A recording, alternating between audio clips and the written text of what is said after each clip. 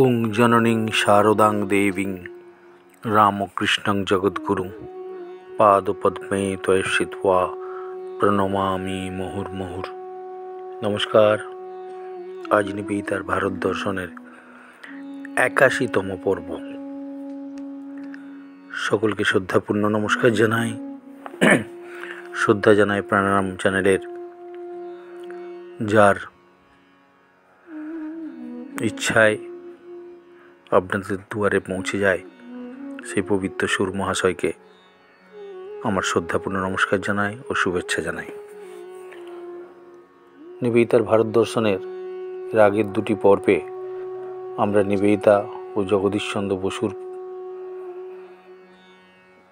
সান্নিধ্য এবং জগদীশচন্দ্র বসুকে জগদীশচন্দ্র বসুতে পৌঁছাতে, অর্থাৎ বিজ্ঞানী জগদীশচন্দ্র বসু পৌঁছাতে নিবেদিতার যে অবদান বা ভূমিকা, তার কিছুটা আভাস হয়তো আপনাদের কাছে পৌঁছেছে আমার আগের দুটো আলোচনার মধ্যে।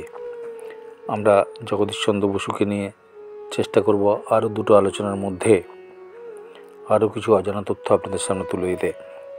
আমার মনে হয় এই যে লোকমাতা নিবেদিতা ও বিজ্ঞান সাধক জগদীশচন্দ্র বসু, এরা পরস্পরের সান্নিধ্যে এসেছিলেন বলেই ভারতবর্ষের বিজ্ঞান সাধনা বা ভারতবর্ষের এক বিজ্ঞানী জগদীশচন্দ্র বসু, তাকে আমরা সঠিক জায়গায় পৌঁছাতে দেখেছিলাম কেবলমাত্র এবং একমাত্র আমার মনে হয় নিবেদিতা পাশে ছিলেন বলেই। রবীন্দ্রনাথ সে কথা বলেছেন, ইভেন জগদীশচন্দ্র নিজেও সেটা স্বীকার করেছেন। এবং আমার মনে হয় স্বামী বিবেকানন্দ নিবেদিতা সম্পর্কে যে কথাটি বলেছিলেন বা যে আশাটি করেছিলেন তার কাছ থেকে, তিনি বলেছিলেন, ভবিষ্যৎ ভারতের কাছে তুমি জননী, বান্ধবী ও সেবিকা হয়ে উঠো। এই যে তার প্রার্থনা বা তার ইচ্ছে স্বামীজির নিবেদিতার কাছে, এটি বোধহয় সঠিক মাত্রা যুক্ত হয়েছিল জগদীশচন্দ্র বসুর সংস্পর্শে যখন তিনি এসেছিলেন, বা জগদীশচন্দ্র বসুকে যখন তিনি তার বিজ্ঞান চর্চায় সান্নিধ্য দিয়ে তাকে পরিপূর্ণ জগদীশচন্দ্র বসু বললে ভুল হবে, পরিপূর্ণ বিজ্ঞানী জগদীশচন্দ্র বসুতে পরিণত হতে সাহায্য করেছিলেন। ওই জাগো কথাটির মধ্যেই আমরা দেখব স্বামীজি একটি চিঠিতে লিখছেন 1896 খ্রিস্টাব্দে নিবেদিতা ভারতে আসার যে সিদ্ধান্ত নিচ্ছেন, সেখানে বলছেন তুমি জাগো। গুরুর এই প্রাণস্পর্শী বাণীতেই নিবেদিতা যেন আমরণ নিদ্রিত ভারতকে জাগানোর কাজ করেছিলেন। ভারত প্রেমে তিনি আত্মহারা হয়ে গেছিলেন আমার মনে হয়। ভারতের সাহিত্যিক, ভারতের বিজ্ঞানী, ভারতের শিল্পী, ভারতের বিপ্লবী, পরাধীন দেশমাতৃকার সকল লড়াকু সন্তানের পাশে দাঁড়ানো ছিল যেন তার নৈতিক দায়বদ্ধতা। এটা আমরা এই এতগুলি আলোচনার মধ্যেই হয়তো যারা রেগুলার এগুলি শুনছেন তাদের কানে হয়তো কিছুটা হলেও পৌঁছাতে পেরেছি আমি। এবং আরও গভীরভাবে আমি এখন যেভাবে এগোবার চেষ্টা করছি, একজনকে সামনে রেখে, এখন বিজ্ঞান নিয়ে চলছে। জগদীশচন্দ্র বসু এবং প্রফুল্ল রায় দুজনেই বিজ্ঞানী হিসাবে প্রেসিডেন্সি কলেজে যেভাবে অপমানিত বোধ করেছেন ইংরেজদের দ্বারা, যেভাবে তারা অপমানিত শুধু বললে ভুল হবে, তাদের ন্যায্য পাওনা থেকে, ন্যায্য তাদের দাবি থেকে, ন্যায্য তাদের অধিকার থেকে বঞ্চিত হয়েছেন, সেখানে নিবেদিতা একটা বিশাল ভূমিকা গ্রহণ করেছিলেন। আগের দিন আলোচনার মধ্যে কিছুটা রেখেছিলাম। তো সেখানে শুধু এই বিজ্ঞান নয়, আমরা বিজ্ঞানকে নিয়ে হয়তো এখন আলোচনা করছি, এরপরে দেখব শিল্পতেও একই রকম আলোচনার মধ্যে আমরা দেখতে পাবো অবনীন্দ্রনাথ ঠাকুরকে, নন্দলাল বসুকে, হ্যাভেলকে, অসিত হালদারকে, সুব্রমণী ভারতীকে, শিল্পের জগতেও কীভাবে এগিয়ে দিয়েছিলেন। সাহিত্যে রবীন্দ্রনাথ ঠাকুর, দীনেশ সেন, এরা প্রত্যেকেই নিবেদিতার কাছে ঋণী ছিলেন আমার মনে হয়, বললে ভুল বলা হবে না।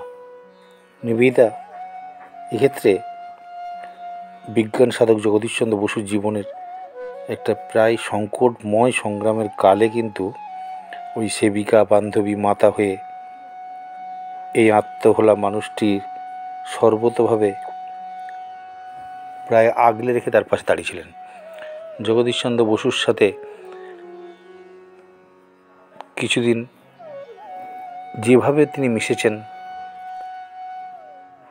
1858 সালের 30শে নভেম্বর যে জগদীশচন্দ্র বসুর জন্ম হয় গ্রাম বাংলার ফরিদপুরে, অনেকে বলেন হয়তো ময়মনসিংহে, কিন্তু বাবা ডেপুটি ম্যাজিস্ট্রেট ছিলেন ভগবানচন্দ্র বসু মহাশয়। তিনি একজন আদর্শ পুরুষ ছিলেন, আদর্শবাদী পুরুষ, দেশপ্রেমিক। পুত্রকে ইংরেজি স্কুলে পড়তে না পাঠিয়ে তার নিজেরই প্রতিষ্ঠিত বাংলা বিদ্যালয়ে ভর্তি করে দিয়েছিলেন এবং জগদীশচন্দ্র সেখান থেকেই লাভ করেছিলেন স্বদেশী ও স্বজাতিক ঐতিহ্যকে। স্বামীজির এইখানেই তার সাথে মিল। স্বামী বিবেকানন্দ নিবেদিতাকে ভারতবর্ষে এনেছিলেন ভারতীয় ভাবনা, ভারতীয় চিন্তা অর্থাৎ তথা জাতীয় ভাবনাটি সমস্ত ভাবনার অগ্রগতির ভূমিকায় থাকবে।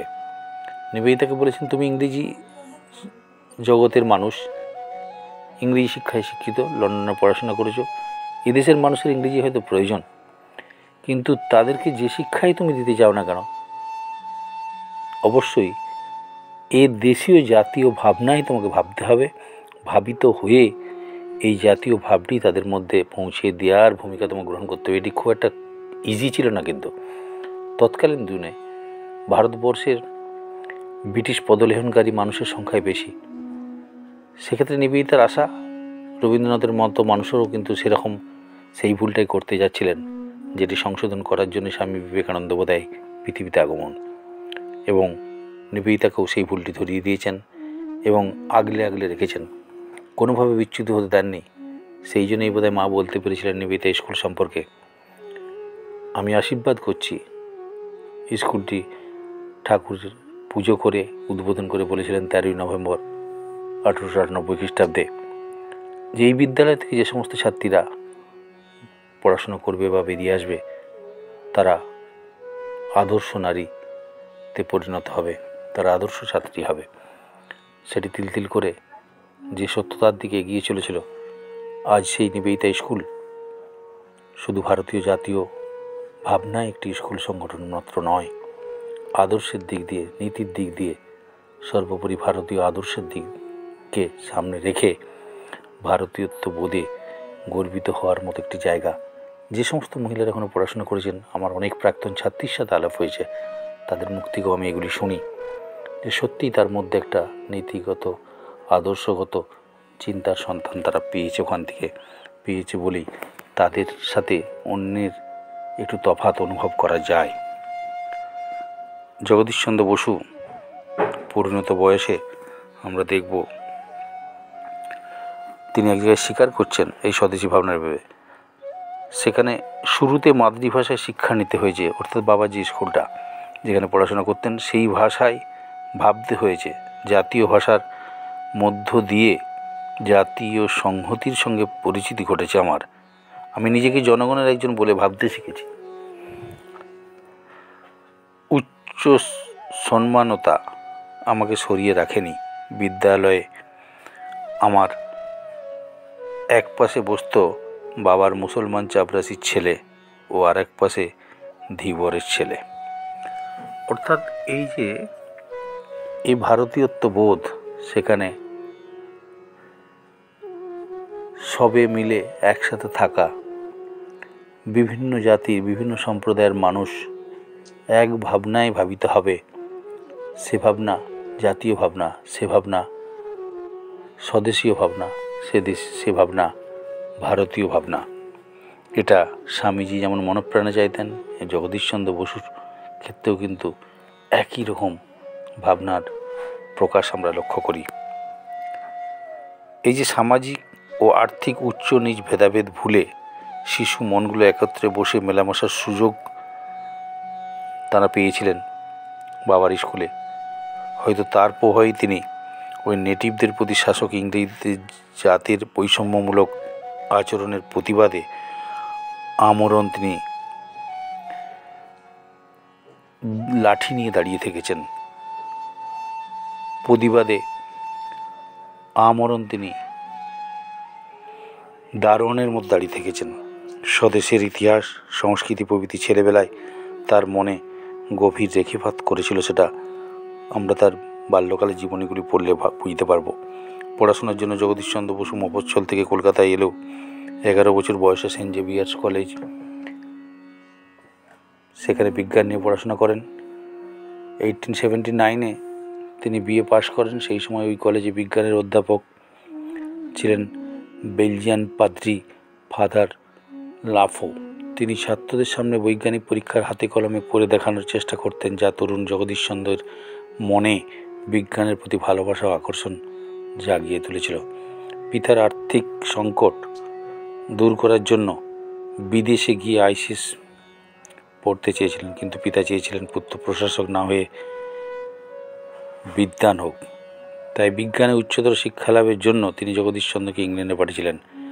পারিবারিক অর্থ সংকট সত্ত্বেও পিতা এই নির্দেশ এমনভাবে তাকে দিয়েছিলেন যাতে পিতার এই নির্দেশকে জগদীশচন্দ্র মনে হয়েছিল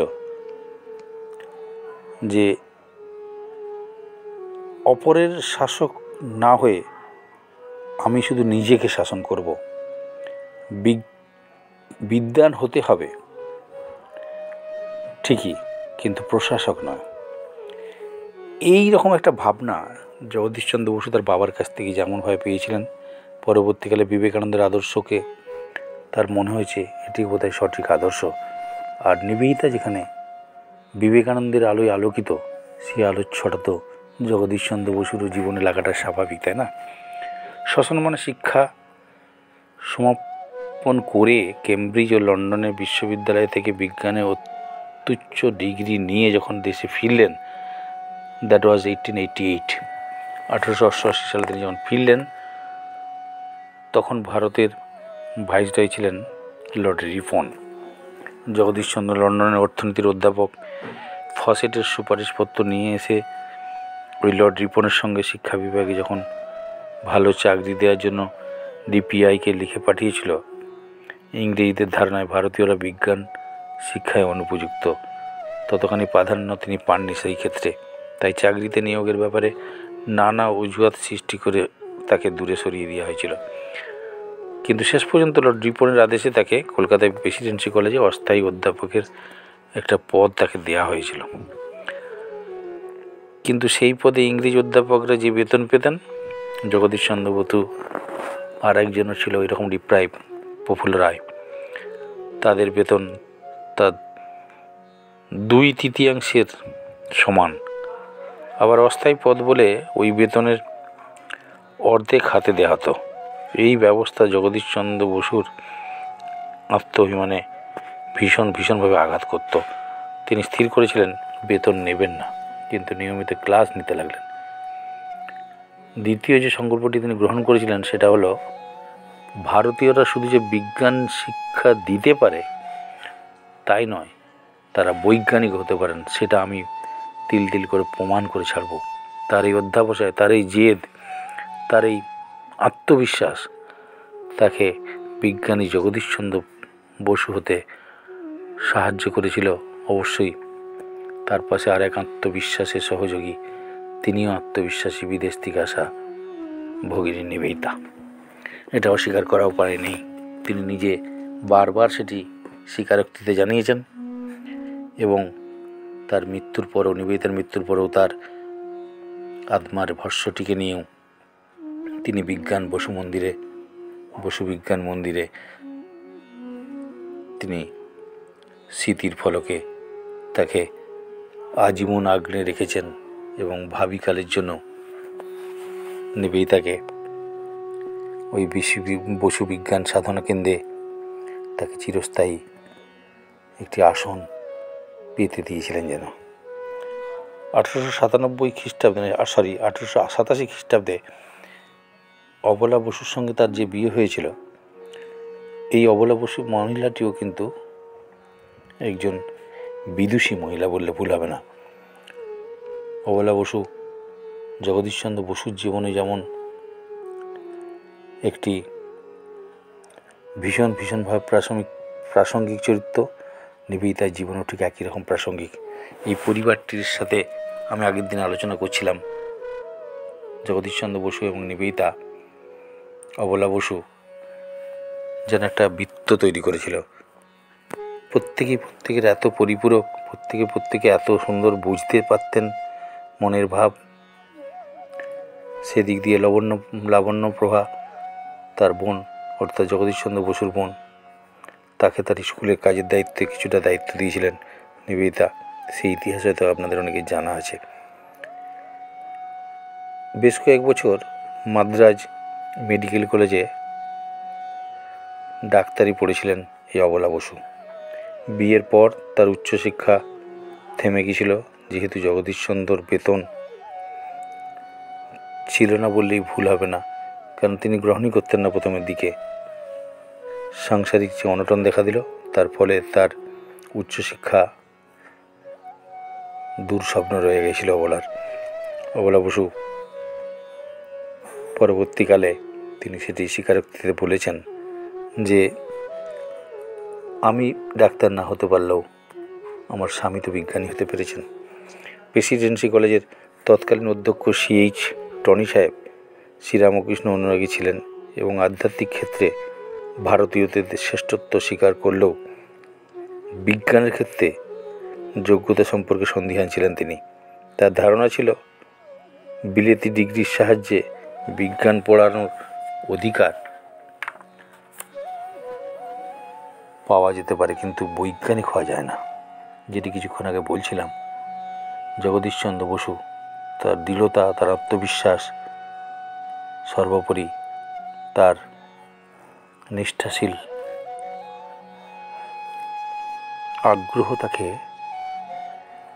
ওই সমস্ত বাধা অতিক্রম করে লক্ষ্যে পৌঁছতে সাহায্য করেছিল। বিজ্ঞানী হওয়া যে ভারতীয়দের পক্ষে সম্ভব, সেটা তিনি স্বীকার শুধু করেননি, সেটা প্রমাণ করে দেওয়ার জন্যই যেন তার পথ চলা। জগদীশচন্দ্রের দৃঢ় সংকল্প, 35 বছরের জন্মদিনে তিনি প্রতিজ্ঞা করলেন নতুন জ্ঞানের সন্ধানে এবং প্রকৃতির রহস্য উন্মোচনে জীবন উৎসর্গীকৃত হবে। কলেজ কর্তৃপক্ষ তার উপরে সপ্তাহে 26 ঘন্টা করে ক্লাস নেওয়ার দায়িত্ব দিয়ে দিলেন, চাপিয়ে দিলেন প্রাণ বললে ভুল হবে না। অন্য কোনো বিষয়ে যাতে তিনি মন দিতে না পারেন। সেই সময় গবেষণা চালানোর মতো ল্যাবরেটরিও ছিল না, পাওয়াও যেত না কোনো যন্ত্র নির্মাতা। সরকারি তরফ থেকে আর্থিক সাহায্য পাওয়া তো কোনো প্রশ্নই ছিল না।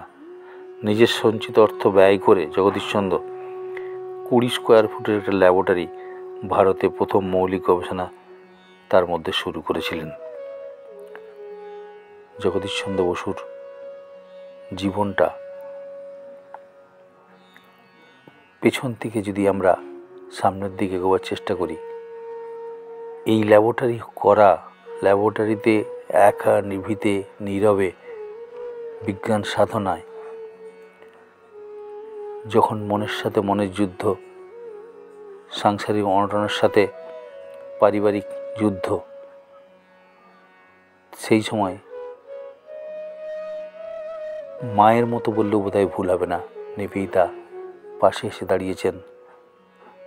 শুধু তার মানসিক জোর বাড়ানো নয়, বিজ্ঞান সাধনার ক্ষেত্রেও যখন তিনি মনে মনে একদিন একটা ল্যাবরেটরির মধ্যে পরীক্ষা করতে করতে ওই 20 ফুট যে তার ল্যাবরেটরি, সেখানে কোনো একটি বিজ্ঞানের উপাদেয় নিয়ে পরীক্ষা করতে করতে যখন তিনি ভাবছিলেন যে একটা নতুন কিছু তৈরি করবেন, আবিষ্কার করবেন, তখন সামনে পড়ে থাকা কাঠ, পেপার ওয়েট, চেয়ার টেবিল, সেগুলো তাকিয়ে বলতেন যদি স্বপ্নের মতো এগুলি দেখি, তবুও বাস্তবে যেগুলি সামনে দেখছি আমি একদিন প্রমাণ করে ছাড়ব এদের মধ্যেও সমান অস্তিত্ব রয়েছে, সমান ওই ঈশ্বর পার্টিকেল যাকে বলা যায়, কণার সন্ধান আমি খুঁজে বার করবই, যেটি পরবর্তীকালে তার মৃত্যুর অনেক অনেক পরে সেটি বিজ্ঞান স্বীকৃতি দিয়েছে তার আবিষ্কারকে। তিনি যখন এই কথাগুলি মনে মনে উচ্চারণ করছেন স্বগতোক্তির মতো তার ল্যাবরেটরিতে বসে, নিবেদিতা সেদিন তার পেছনে দাঁড়িয়েছিলেন, দরজার পেছনে দাঁড়িয়ে দাঁড়িয়ে তার স্বগতোক্তিগুলি শুনছিলেন। সামনে দৌড়ে এসে বললেন, আরেকবার বলুন যে কথাগুলি বললেন, এই কথাগুলিকে আপনি কোথাও লিখে পেলুন, হয়তো ভুলে যাবেন। অনেক সাধনার মধ্যে, অনেক বিজ্ঞান চিন্তার মধ্যে এগুলি হয়তো কখন হারিয়ে যাবে। এগুলি লিখে পেলুন, লিখে রাখুন, তাহলে বোধহয় পরবর্তীকালে আপনি সঠিক সদ্ব্যবহার করে নতুন কিছু আবিষ্কার করতে পারবেন। জগদীশচন্দ্র বসু এইভাবেই নিবেদিতার সাহচর্য পেয়ে বৈজ্ঞানিক জগদীশচন্দ্র বসুতে তিল তিল করে এগিয়ে যাচ্ছিলেন। আজকে এখানেই শেষ করি। নিবেদিতার ভারত দর্শনের 81তম পর্ব প্রতি রবিবার মতো আপনাদিকে ভারতীয় বিজ্ঞান সাধনায় জগদীশচন্দ্র বসু নিবেদিতার আলোয় যেভাবে আলোকিত হয়েছিলেন, সে আলো যতটা পারব আপনাদের সামনে তুলে ধরে চেষ্টা করব। সকলে ভালো থাকুন। ওম অসত ওম অসদ্গময় তমসো মা জ্যোতির্গময় মৃত্যুর মা অমৃতম গময় আবিরামির্ময়েধি। ওং শান্তি শান্তি শান্তি। হরি ওং তৎসৎ। শ্রীরামকৃষ্ণ অর্পণমস্তু।